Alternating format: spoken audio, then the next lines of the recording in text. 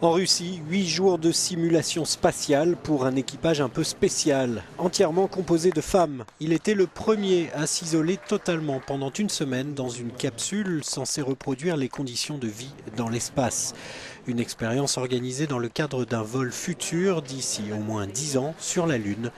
Et lors de cette simulation, beaucoup de commentaires machistes. Il n'y a eu aucun conflit et je voudrais dire quelque chose à tous ceux qui ont fait des commentaires sur nous sur les réseaux sociaux.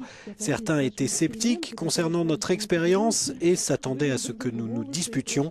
Je vais les décevoir, il n'y a rien eu de tel. Dans une cuisine, 2 femmes au foyer ont du mal à cohabiter. C'est ce qu'avait lancé au début de la mission l'un de ses responsables.